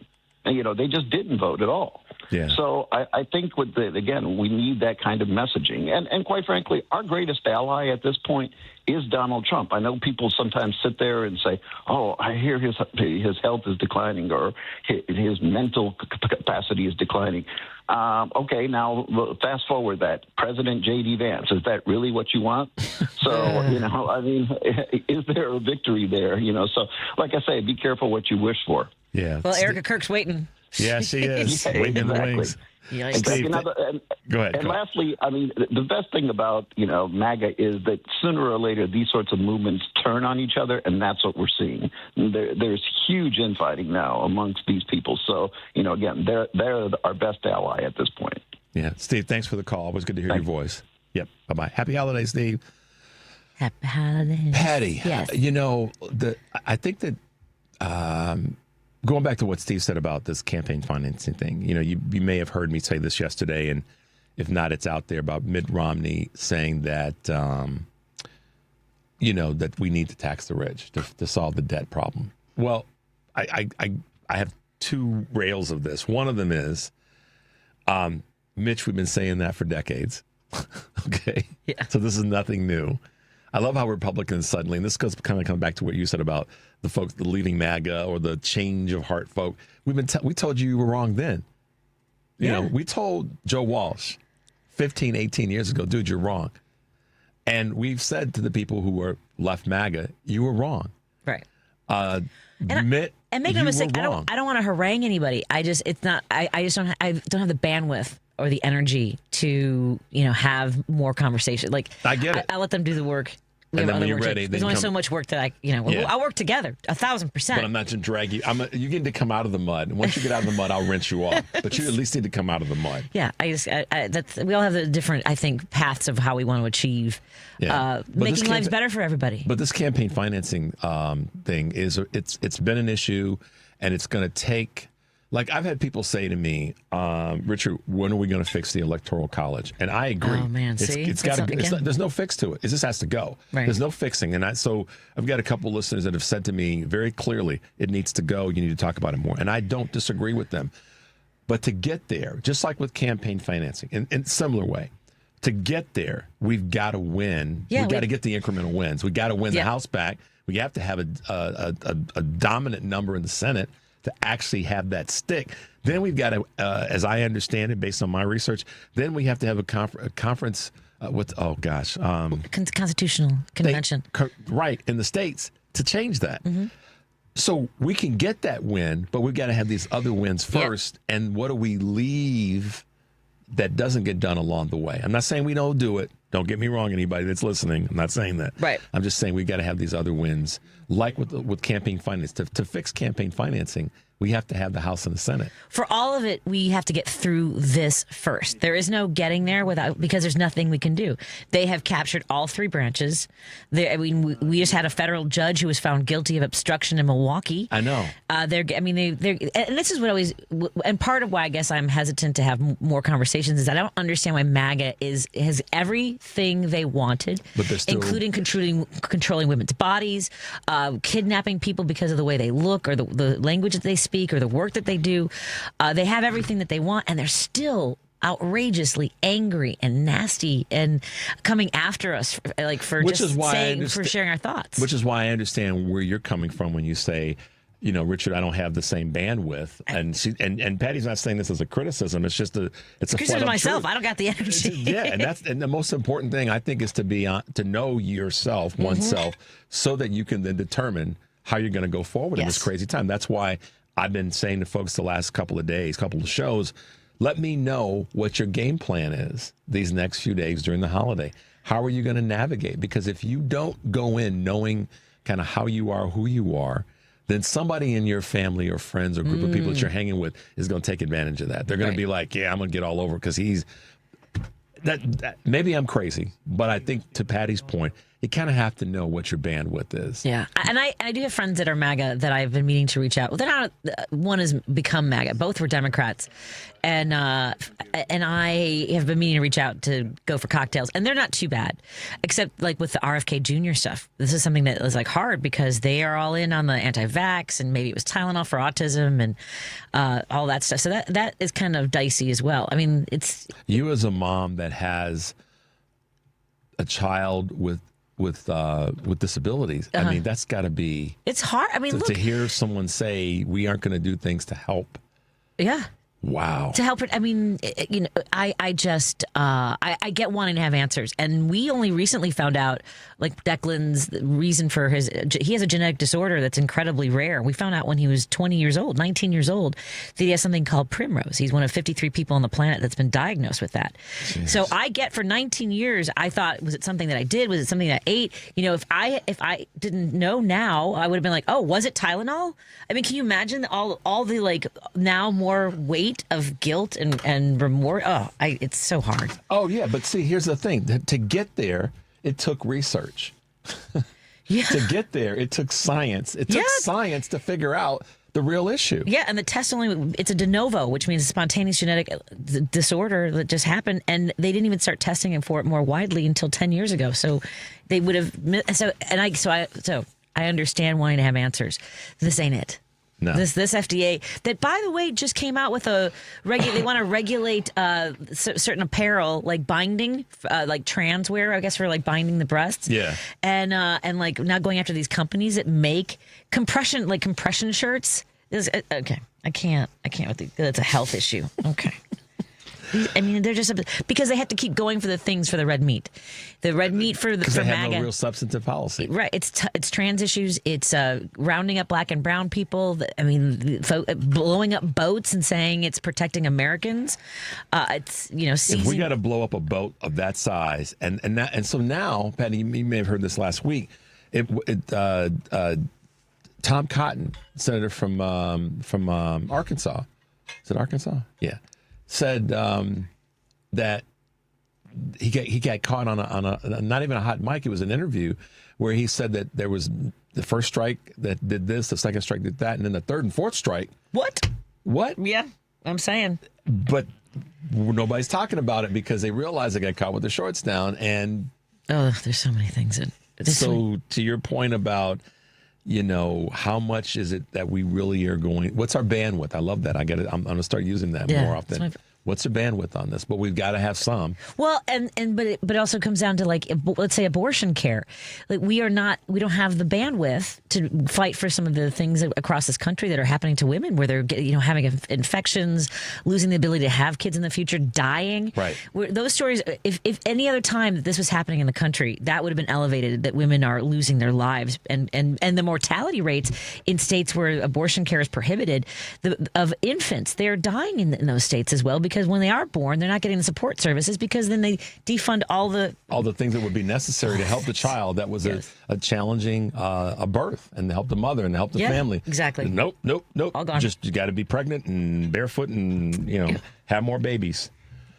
Break time, y'all. 773-763-9278. You're listening to Choose Views on WCPT, AM 820 in Chicago, and WARR 1520 AM and 103.5 FM from Warren County, North Carolina. I'm Richard Chu. We'll be right back.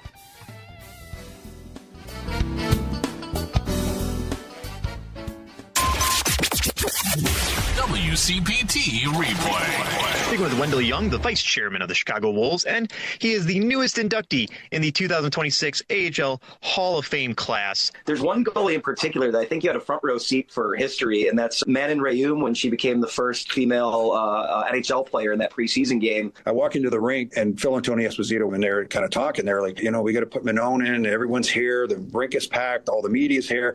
But what happens if she plays bad? And I go, this is your worry? They go, you're going to play the first two periods, Wendell. She's going to play the third. And I go, you're going to let her sit around for 3 or 4 hours, worrying, being stretched, warm up, and then tight, and then have to go in and waiting for that. I go, start her. If things don't go well for her, I go 10 minutes in. I said, I'll go in and just say that was our plan. We're just splitting the periods. Then I go, that's your out. So she goes in and plays unbelievable. I go in, and the rink starts chanting, put the girl back in. Keep listening to WCPT 820, because facts matter. Sniffles and sneezes got you down? GoodRx is here to help with big savings on commonly prescribed cold and flu meds. GoodRx is free and easy to use. GoodRx is accepted at all major pharmacies like CVS, Walmart, and Walgreens. Just search your prescription, find a coupon, then show your pharmacist at the drop-off counter. GoodRx is not insurance, but it works whether you have insurance or not. If you do, GoodRx may beat your copay price. Download the free app or visit GoodRx.com to save today. Tackle the elements in style with a brand new Porsche from the Porsche Exchange in Highland Park. Browse and test drive our extensive selection, like the 2025 Porsche Macan. Right now, lease the 2025 Macan for only $949 a month for 39 months. Discover performance like no other when you visit the Porsche Exchange in Highland Park or PorscheExchange.com. $7,239 due at sign. Excludes tax, title, license, and dock fee. No security deposit required. Expires 1/2/25. You're listening to WCPT 820. Here's the latest Chicago weather update. From the Weatherology Weather Center, I'm meteorologist Jennifer Wojcicki. Partial sunshine develops here for today. We'll see high around 50 degrees. Northwest winds at 5 to 15 miles per hour. Tonight, partly cloudy skies develop below near 32. By Wednesday, a chance for some rain showers here late. Cloudy skies, high 42 degrees. Then Christmas Day, Thursday, cloudy with a high around 42. Friday, slight chance for rain early, cloudy, high of 49. That's your latest Chicago weather update. Currently, it's 38. WCPT 820, Chicago's progressive talk, where facts matter. You're listening to Choose Views with Richard Chew. Hey guys, welcome back to the show. Thanks for hanging with us. Patti Vasquez is with me this morning, and always good to hang with Patti. We were saying earlier that we've always been, we can just be in each other's company in a room, not even talking about anything of great importance, and we just laugh and we enjoy others' company. That is a blessing for me. That's something that you hope for with the friends and family that you have and your colleagues, that you can just be sitting around, nothing that particularly important that you're dealing with, but you enjoy each other's company. And Patti and I have been blessed with that. And speaking of blessings, Blessings in a Backpack is an organization that we've had on this year, and it's been really cool and a blessing for me to have an organization, a local organization on the show that talks about something that a lot of people don't want to talk about, but is incredibly important, and that's feeding the kids for the weekends. And Dan Summins, the managing director of Blessings in a Backpack here in Chicago, is with us once again. I wanted to have him on before we got to the end of the year. And with us also is his guest, our guest, the director of individual giving at the Boys and Girls Club of North Central Illinois, Cedric Williams. Good morning, gentlemen, and welcome to Choose Views on WCPT here in Chicago. Good morning, Richard. Thanks for having us on. Absolutely. Dan, how you rolling, man? How you doing? It's Christmas time. Christmas time is here. You know what? I am doing great. Thank you for asking. But I'm always thoughtful about the children of blessings. Oftentimes kids are really excited this time of year, right? Santa's coming, parties, grandma and grandpa are coming over. But for some of the kids, and for Blessings kids, they're not going to have enough to eat over this time. So we're making sure that our volunteers who are in the field are sending home double or triple so the kids have enough to get through the whole long Christmas weekend or Christmas holiday. Yeah, because it's a bigger spread between with kids being out of school. That the conduit for you, or the access point, is making sure that you can provide them with these tools, the sustenance for the weekend. And given that it's a holiday, that does stretch it out a little bit. So let me read you guys some statistics. Not Dan knows this, and Cedric is familiar with it. Just to show the impact. And the service. 78% of kids feel cared for by their community. 71% of kids feel that Blessings is helpful to their family. 60% of kids have fewer behavioral issues. 60% of children report their school attendance is better, and 59% find it easier to learn at school. Those are the statistics of an organization like Blessings in a Backpack that has decided to lean in hard to make sure that our children are cared for in terms of sustenance for the weekend. And Dan, that's important. Highlight that a little bit more in terms of sort of what that means to you and what that means to your team at Blessings. Sure. So, excuse me. First of all, we ask our kids. We ask them every year how they like the program. We ask them what food they like. What food do they like to give them? What would they prefer to have? So they're really partners with Blessings. They're not just end receivers. We really consider them partners in our mission. But I think the best illustration, I had a teacher tell me just recently that Blessings is a win-win. She gets to feed the most needy kids in her classroom, and in return, she gets a calm classroom that's ready to learn. So while we're feeding an individual child, the impact goes to the classroom, to the school building, to the families, and really the whole community. So all the boats go up when we feed kids on weekends. And that may be just the best illustration of those important statistics. Absolutely. Philanthropy, giving, community engagement has been part of our guest background. And what am I talking about? Cedric Williams, who is the director of individual giving for the Boys and Girls Clubs of North Central Illinois. Cedric, welcome to the show. Talk a little bit about your background. Talk a little bit about why it's so important that you are in the role that you have and in the partnership that you have with Dan and Blessings. Absolutely. So good morning, and thank you for having me. I just want to say that, part of my background, when we talk about, yes, I'm Director of Individual Giving, that actually just changed from Director of Community Engagement. As you mentioned, community engagement is extremely important, and I think one of the things that is super important about that is how Dan and I got connected, right? We are technically working for two separate 501c3s. However, our partnership goes a lot deeper than just what our names say, right? It's about the missions that we serve. And for us at the Boys and Girls Clubs of North Central Illinois, it's all about ensuring that we push our mission forward, which is to enable all young people, especially those who need us most, and that's very important, especially with our partnership with Blessings, but to reach their full potential as productive, caring, responsible citizens, right? A lot of what comes from that is our programs that we host after school. We know that food insecurity is a big thing as well in our region. In fact, 2/3 of the kids that we serve qualify for free or reduced lunch. And so we know that making sure that they're fed when they come to us after school is important.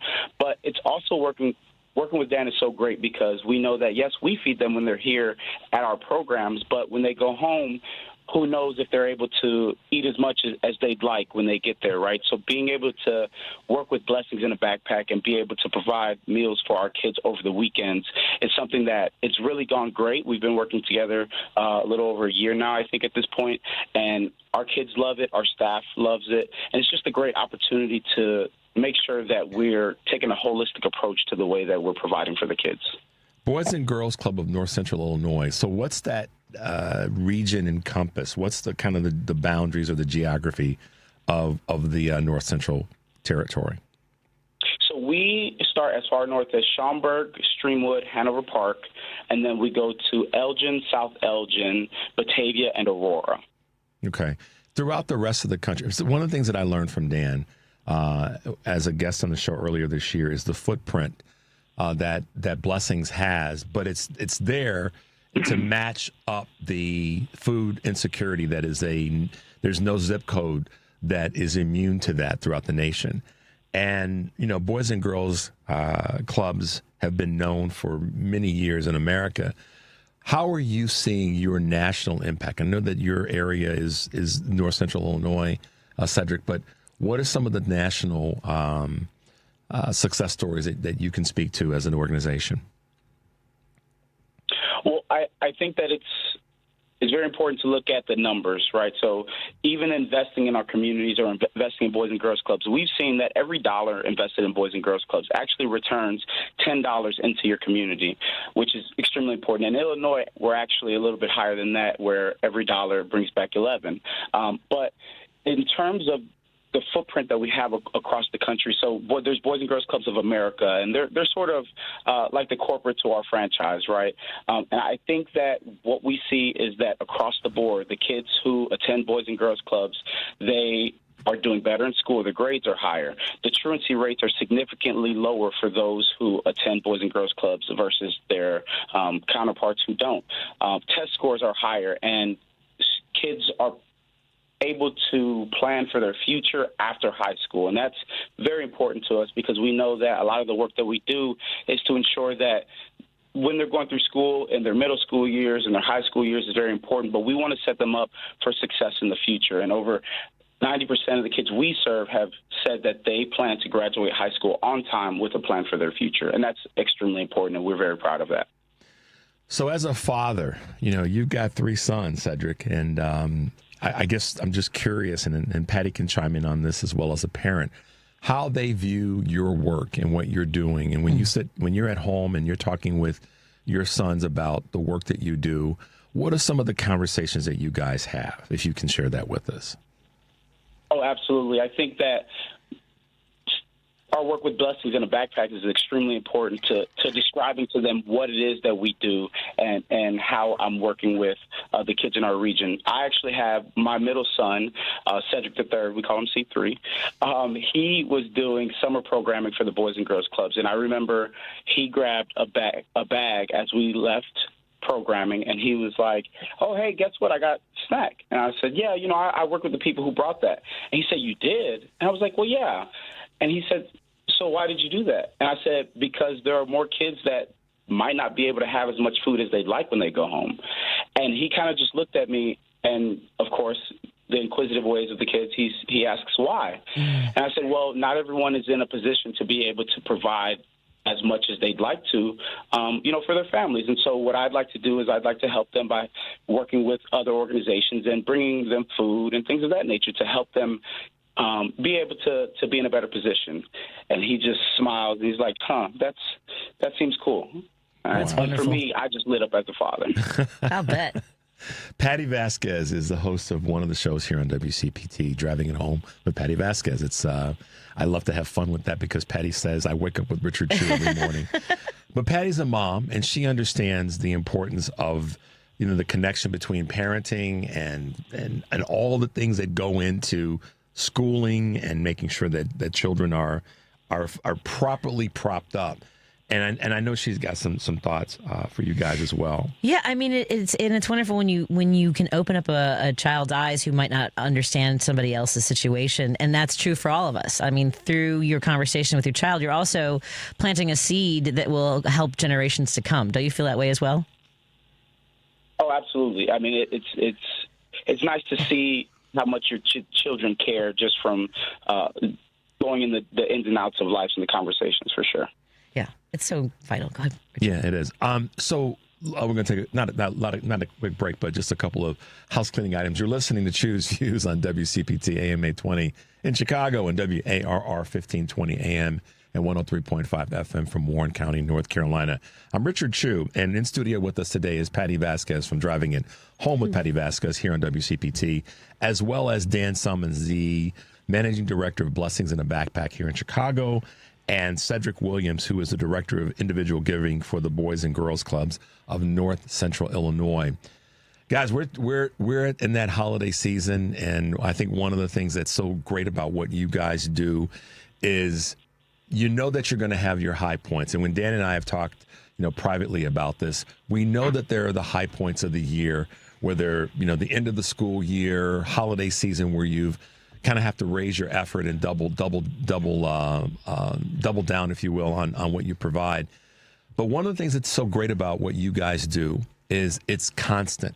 It's not, happenstance. It's a regular, systematic.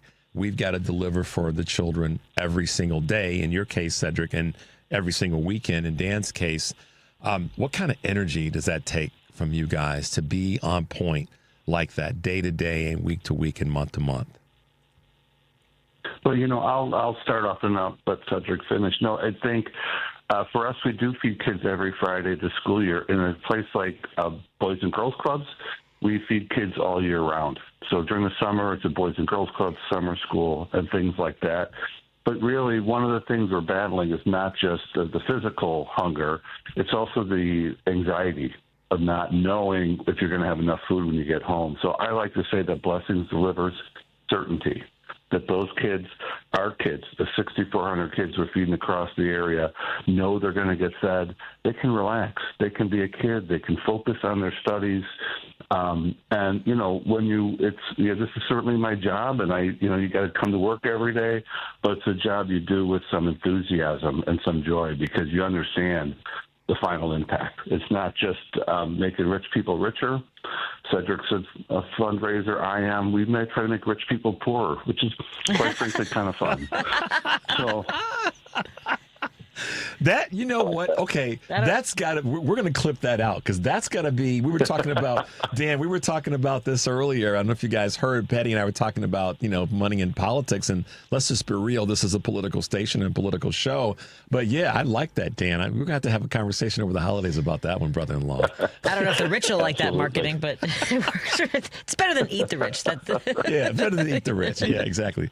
Cedric, how do your days roll? How do you navigate the day-to-day work that you do to make sure that things happen for the folks that you serve?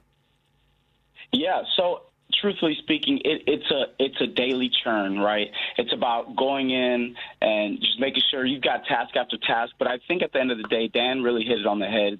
It's not something that I feel like I'm going into the office just to make someone rich, right? I'm going into the office because I'm hoping to provide great futures for these kids. And the way I feel is that the harder I work, the more kids that get to benefit from that, right? And that's something that I'm okay with. That's something I smile about. That's something that I'm okay with, going to those late-night networking events to be able to hopefully cultivate a new donor or something like that, right? I think going in and just making sure that as you're approaching every step, you're doing it with the thought that, hey, I'm doing this because there's going to be another kid that's going to be able to be at the Boys and Girls Clubs. There's another great future that is being formed by the work that we're doing.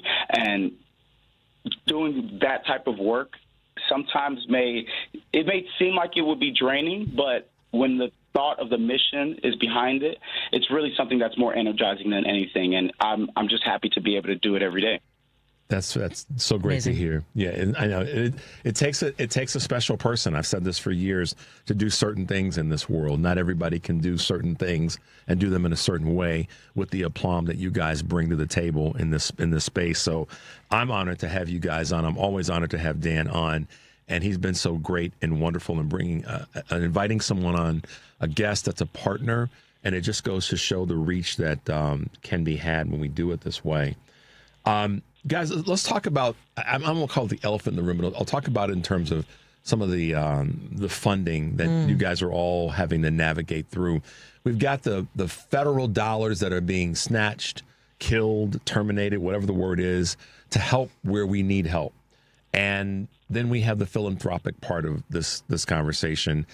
And, you know, as much as you guys can talk about this, and if you can, you have to take a pass. I respect that. But as you look at the government side of funding when it comes to this work that you do and the philanthropic side, what are some of your, I guess, objectives, your goals, your dream list to see things be done better or differently? And let's start with you, Cedric. So I would say I have to give a shout out to my organization, because I think that there was some thought behind that in changing my role a little bit, right? I mentioned I was formerly Director of Community Engagement and now Individual Giving. I think what's super important to an organization like mine is to ensure that we're not over-reliant on those government dollars. Yeah. We definitely appreciate it, and it's something that we're searching for, because at the end of the day, we're providing good to the community. However, it is also important that we look at different sustainability models and different revenue streams so that we can ensure that even if we see something like this again in terms of the funding, which hopefully we don't in the future, even if we see that again, we are able to fully fund our mission through the donors and through the people in the community who see the work that we're doing and giving back in that way. And I think as long as we're able to pick that strategic approach, I think in the future we will be fine. But I will say we did take a little bit of a hit, and it's just about bouncing back and figuring out how we can change that a little bit. Dan, what are your thoughts? Well, Blessing the Backpack doesn't receive any federal funding. We get a little bit of local funding from township food pantries and things like that. So that has not reached down to us yet. But I will say, so we're funded by individuals, foundations, and corporations, all here in the Chicago area. Again, I'm just responsible for the Chicago chapter. But once people hear our mission, once they hear and feel the impact, and it's local, right? We're in places we don't think about childhood hunger, places like Highland Park and Long Grove and Downers Grove, Palatine. Here in the city, we're in Lincoln Park and Old Town. These are well-to-do neighborhoods or towns, and people don't think about it. But once they hear that there are kids in their own community, they're going home hungry, people have been remarkably generous. And I feel really fortunate to work with such a great group of donors. I have to give a quick shout out to, I have a very small but mighty team that helps me do all this work, and just want to make sure that everyone knows once they hear it. And Richard, it's so important for us to get this opportunity to come on. I want to thank you as well, because every time I'm on, something good happens. Hey. Somebody calls me, someone makes a gift. It is just, and it's one donor at a time. It's one story at a time. And we're, that's once we let people know the work that's being done and the impact that we're having, my job gets easier. Absolutely. One last shout out from both of you guys. How can folks find you? Let's start with you, Cedric, and then Dan, you can wrap us up there. Absolutely. You can reach out to me at cwilliams@bgcncil.org. And please, we ask that if you can, to make a year-end gift tax deductible, you can go to bgcncil.org. Please, by all means, feel free to reach out. Dan. Sure thing. So it's chicago.blessingsinAbackpack.org. Make your donation today, and you'll feed a kid all through 2026. Fantastic. Dan Summins, Managing Director of Blessings in a Backpack here in Chicago, and Cedric Williams, who is the director at the Boys and Girls Club of North Central Illinois. Thank you both for being with us, but more importantly, thank you for the work that you guys do. Stay safe. Have a fantastic holiday season, and we will talk to you both again in 2026. Be well. Very good. Richard, Patty, happy holidays.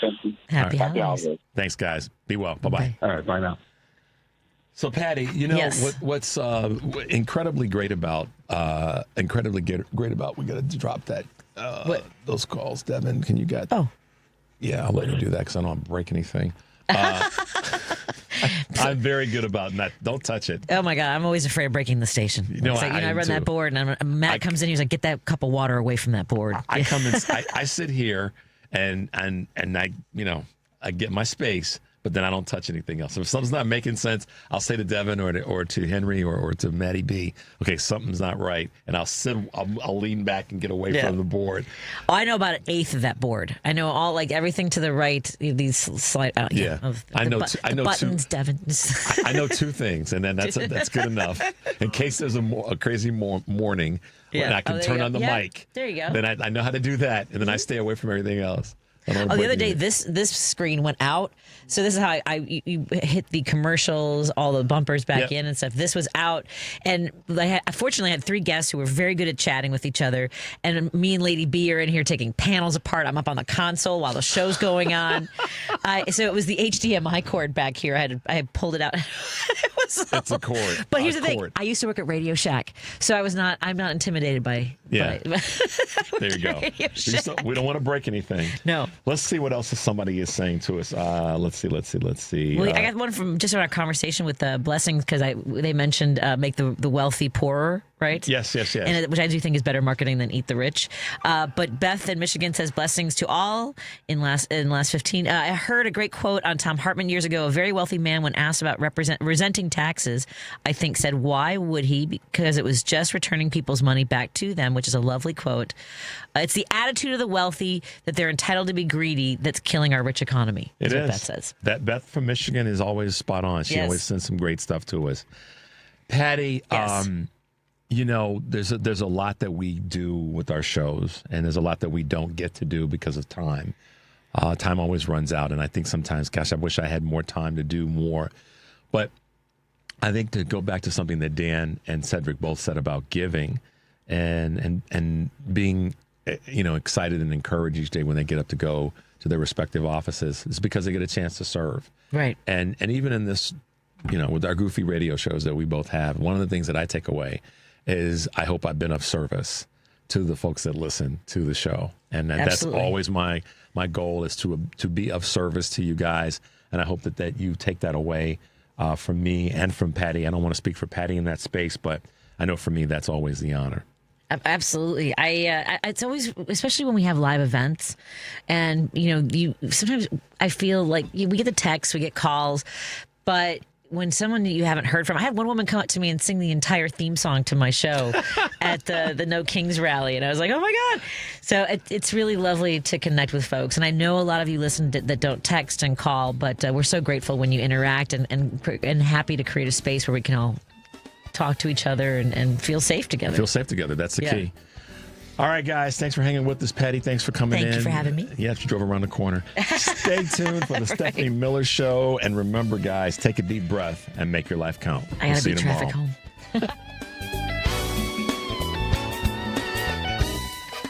Would it be crazy if you packed your bags and left for a week, a month, a year? What if you left for 2 years? What if you were going far away to help in a village on the edge of the Gobi Desert, to teach children and learn a thing or two about yourself? Would that be crazy? Peace Corps. Life is calling. How far will you go? Checkup on Health with Chris Whitting. Heart health has become a highly profitable business. Dr. John Santa, director of the Health Ratings Center for Consumer Reports, says you should be skeptical of the growing wave of cardiac tests and treatments that are being marketed to aging baby boomers. Regular EKGs, stress test done again as a regular preventive test, not a good test. Ultrasounds of the blood vessels in the neck or the abdomen, CT angiograms of the heart blood vessels. It's expensive, exposes you to radiation, but most worrisome, it can suggest to a doctor that you need some kind of treatment that we don't know will be helpful to you and could be risky. And the heart health tests that Dr. Santa does recommend? High blood pressure, cholesterol, diabetes. Those tests are terrific. Folks need to be doing something about them if they're positive. With Checkup on Health, I'm Chris Whitting. Still struggling with gas, bloat, constipation, nausea, or diarrhea? Have you tried eliminating foods but felt no change? It's time to call the tummy whisperer, Renee Barish, at Digestive Health Solutions. Renee uses targeted testing to reveal exactly what's happening in your gut. Gut bacteria plays a key